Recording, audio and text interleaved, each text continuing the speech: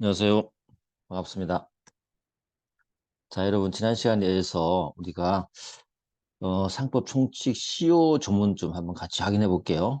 지금 하는 건 여러분들이 다 잘 알고 있는 거지만 다시 암기하고 확인해 보자고 하는 차원에서 하는 겁니다. 아마도 조문을 지금 하게 되면 시험장에서 조문 문제나 기타 어떤 중요한 판례에 대해서는 금방 또 도움을 받을 수 있어요. 선택형이 객관적이니까.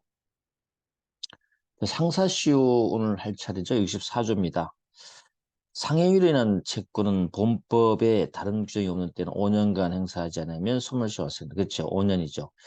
요 5년은 일단은 민법에 대한 특칙이라고 볼 수가 있죠. 원래 상사시효는요. 일반적으로 민사시효는 민사. 상사도 민사잖아요. 그죠? 그래서 민사시효가 원칙이죠. 시효. 민법상 이게 10년이 원칙이에요. 하여튼 민사시효는 10년이 원칙이죠. 그런데 법률 관계를 조기에 해결하거나 그죠? 필요한 실익이 있을 때는 짧게 법률 관계를 종료시키고 싶을 때가 있겠죠.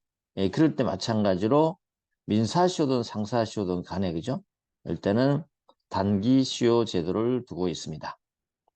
이 단기시효에는 민법에도 있고요. 민법에도 있고 그 다음에 상법에도 있는 거예요. 알겠죠? 이렇게 알아두셔야 돼요. 그 상법은 어떻게 한다? 5년으로 정했다. 그죠? 5년으로 일반적으로 정하는데, 그 다음에 민법은, 원래는 뭐 10년 그대로니까, 민법도 가보면 뭐 3년도 있고, 그 다음에 뭐 1년짜리도 있죠. 그죠? 있습니다. 그 다음에 상법에도 가보면, 요 상사시효에서도 더 짧게 하고 싶으면 어때요? 3년도 가능하고, 1년도 가능하고, 법으로 이렇게 정할 수 있는 거죠. 이렇게 돼 있어요. 어, 그래서 우리는 이제 민사시효에 대한 특별한 상황으로서 상법에서 상사시효 5년을 더 짧게 규정하고 있다. 왜? 상사법률 경우에는 좀 조기에 해결해야 될 필요성이 있기 때문이죠. 이 5년보다 더 짧게 하고 싶다? 그럼 3년, 1년짜리가 있어요. 특히 1년짜리는 뭐가 있습니까? 우리가 이제 뭐 운송업이라든지 그쵸? 기타 상해 강론에 가면 나옵니다. 만약에 이렇게 실익이 없다. 그러면 에, 사실 있게 해준 이유는 뭡니까? 법률강의 조기에 해결하기 위해서 당사자들에게 유리하도록 해준 거기 때문에 만약에 여기에 대한 실익이 없으면 어때요? 원래 10년을 돌아온다. 아시겠죠? 그리고 여기서 하나 꼭 알아둘 게 있다면 민법상에 민법상에 에, 우리가 부당이득 반환 청구권 있죠? 부당이득 반환 채권 있어요. 요것도 조심해야 돼요. 요거 있죠?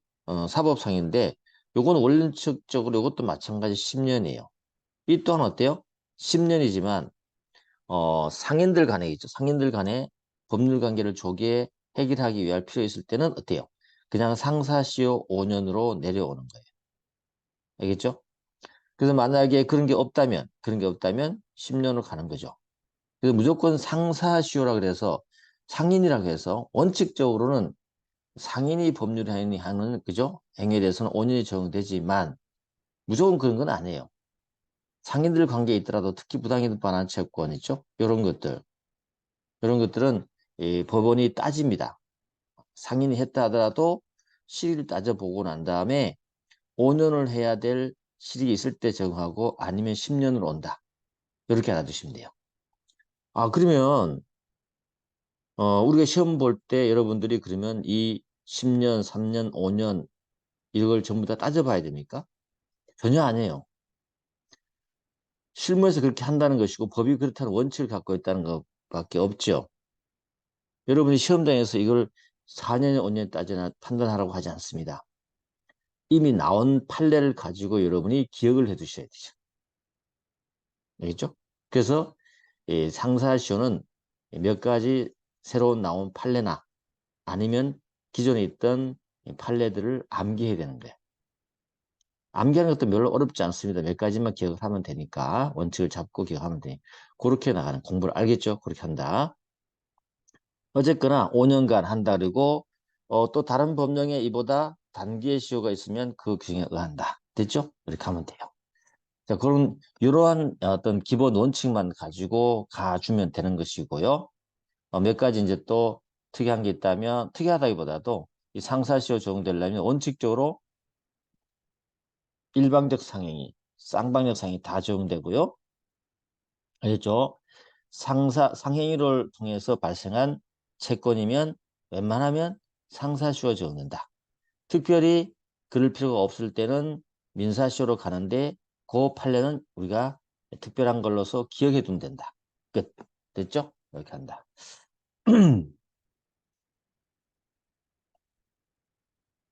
뭐 조문 기출은 됐고요.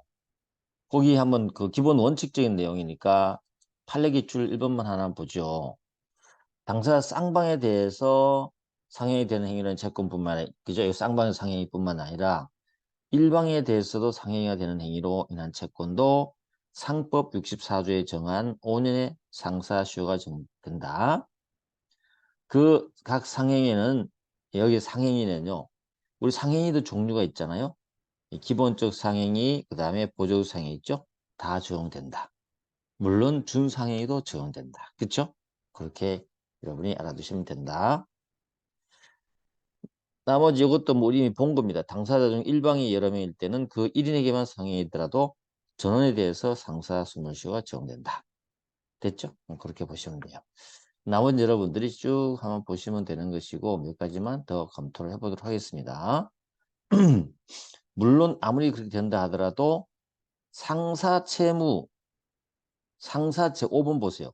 5번 보시면 상사채무의 불이행으로 인한 손해배상 채권 및 상인의 불법에 인한 손해배상 채권에 대해서 상사시효가 적용된다? 아니에요.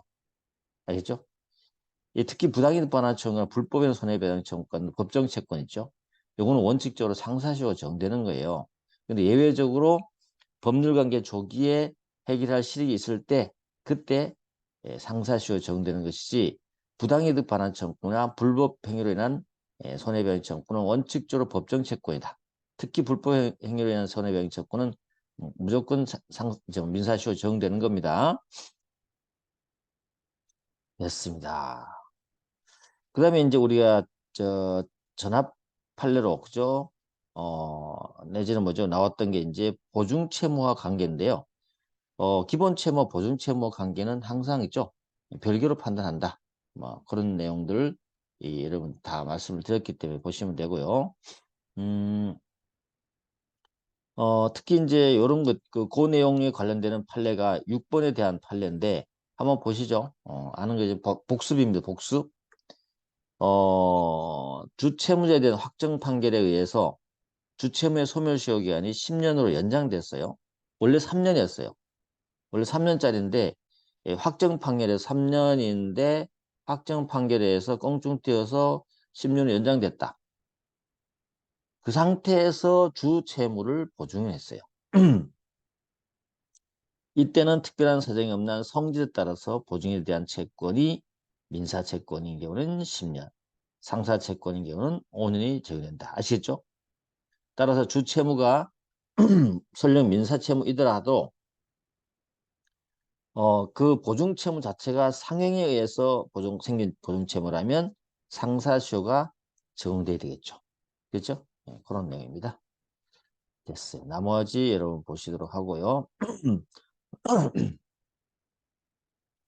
뭐 7번도 여러분 위탁매매에 관한 상인이기 때문에 상사시효 적용되는 겁니다. 쭉 가보도록 하시고요. 그다음에 여러 가지 이제 우리가 알아야 될 내용들이 있는데 여러분 10번 정도 하나 10번 11번 하나 비교를 해주시면 되는데 뭐 둘 다 똑같은 겁니다. 10번 11번에요. 10번은 새마을 금고 나와 있잖아요. 그죠? 11번은 신용협동조합 나와 있잖아요. 이렇게 해서 원래 이 신용협동조합이나 새마을 금고하는 행위는 상행위가 아니에요. 특별법에 의해서 만들어진 어떤 그런 법률 행위를 하는 자들이기 때문에 상사시효 적용되지 않습니다. 그런데 이 새마을금고나 신용협동조합의 구성원들 중에는 상인도 있고 비상인도 있을 거 아니에요. 그죠? 그럴 때 이들에게 대출 업무를 하게 되는데 그 대출을 받은 자가 상인이면 어때요? 상인이면 자기의 영업을 위해서 하는 거잖아요. 그렇기 때문에 이건 상사시효가 적용되는 한쪽만 상인이면 되는 거니까 그런 뜻이에요. 그래서 회원이 앞으로 이제 농협협동조합, 신용협동이 어찌 나오면 특별법에서 만들어지는 자의 그죠? 구성원들이 구성원들이 상인이냐 일반인이냐에 따라서 그냥 달라지는 것일 뿐이에요. 상인이면 5년, 그 다음에 일반이면 10년 이렇게 가면 되는 거예요. 알겠죠? 여기는 상인이 아니에요. 상인이 아니잖아요. 근데 여기는 상인이잖아. 그죠? 이게 일방적 상인이 되는 것이고 이럴 땐 둘 다 상인이 아니잖아. 그죠? 그냥 적용되지 않는 거죠. 상법이. 그죠? 그렇게 알아주십니다. 그래서 대출을 받는 회원이 상인일 때는 그 상인이 영업을 위해서 돈을 빌렸을 거 아니에요. 그러니까 상사시효가 적용된다는 그런 내용입니다. 이미 익히 잘 알고 있는 것들이에요. 자, 또 가보겠습니다. 음,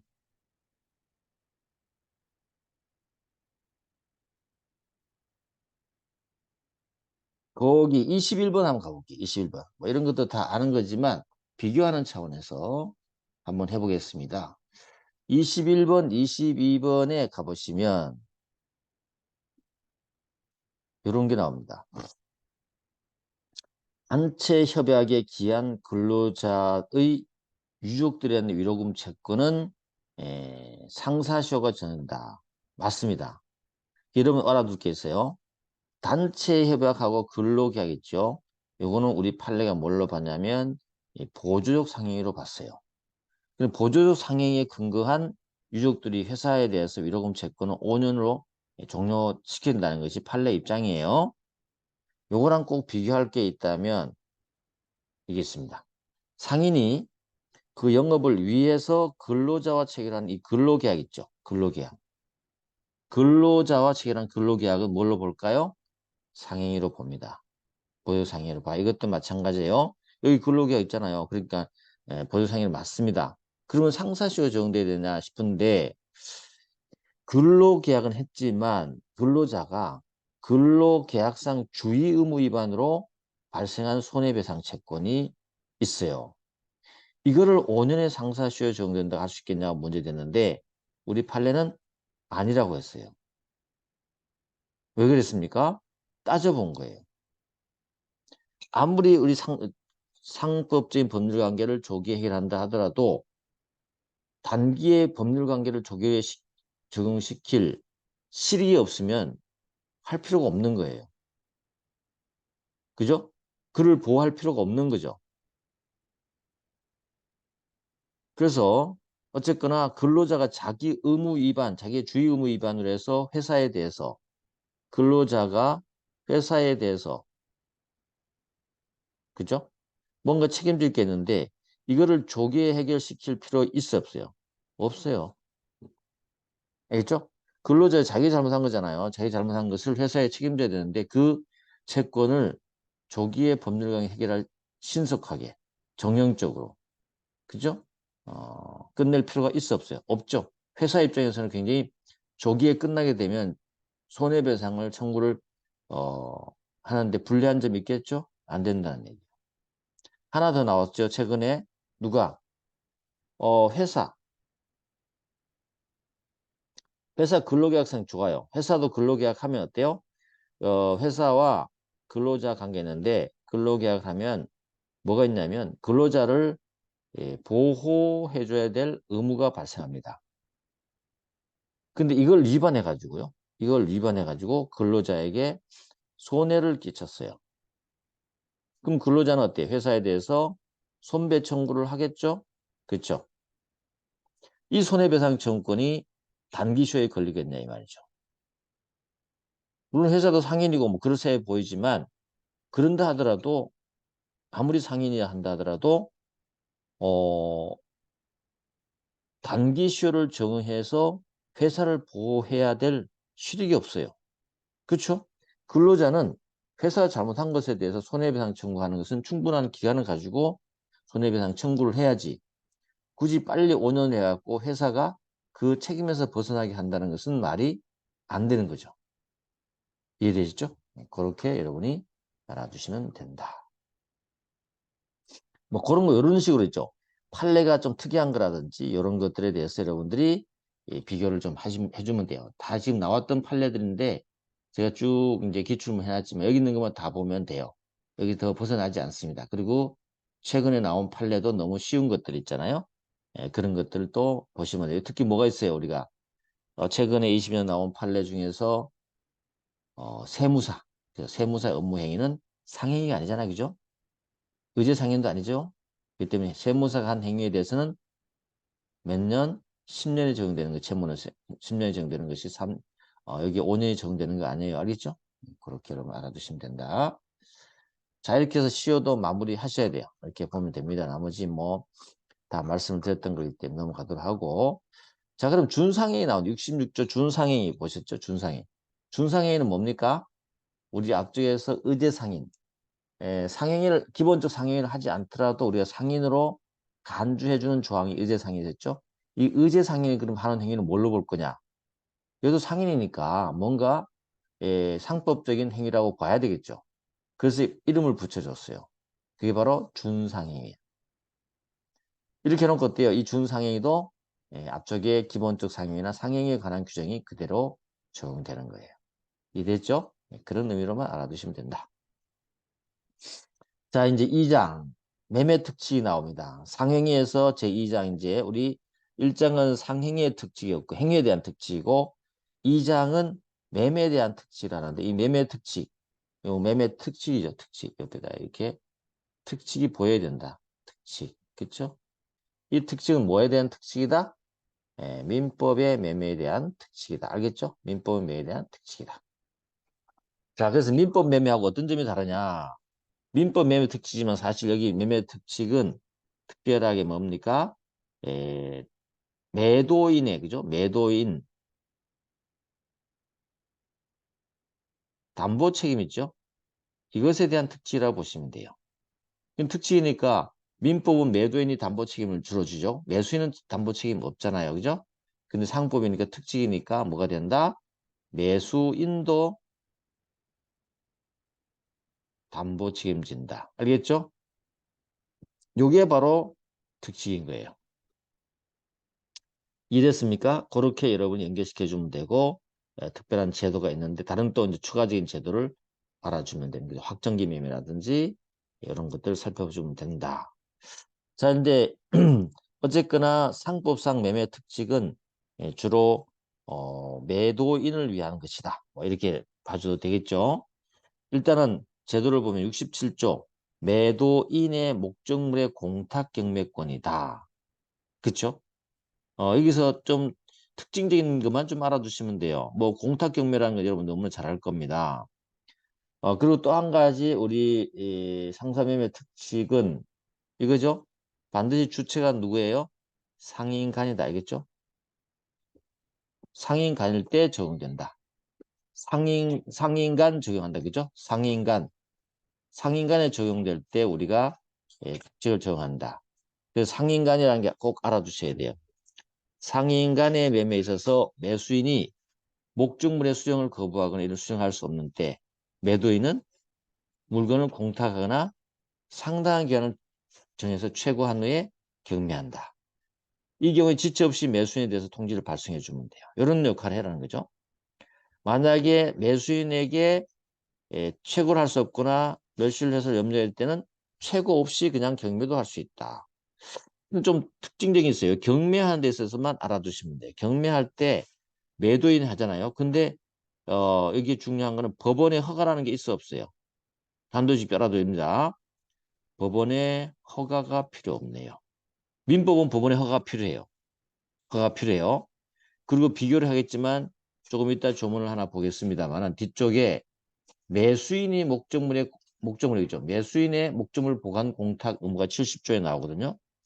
그 매수인 70조에 매수인이 하는 게 있잖아요. 매수인이 만약에 보관 공탁할 때, 공탁권은 경매가 할 때, 요 경매할 때 있죠. 요때는 법원의 허가가 필요합니다. 알겠죠? 요런 점이 차이점이요. 어, 매도인 할 때는 허가 없이 경매할 수 있네. 매수인 할 때는 허가를 얻어야 되네. 뭐 이런 차이점 알아주시면 되는 거죠. 그리고 뭐 시험엔 잘 안 나왔지만은 또 민법과 다른 점이라면 목적물을 경매하잖아요. 그리고 경매 대금에서요. 경매 비용을 먼저 사용하고요. 공탁해야 되는데 그 경매 대금을 가지고 자기 매매 대금에 충당할 수 있어요. 이걸 변제 충당이라 그러죠. 예, 그런 게 상법엔 좀 다르게 할 수 있다는 점에서 민법과 차이점이고. 알겠죠? 여기서 요 내용을 알고 있어야 된다. 이해되셨습니까? 네, 그러면 됐다. 그래서 매도인을 위한 제도다라고 보시면 되죠. 매도인의 공탁 경매권이 있다.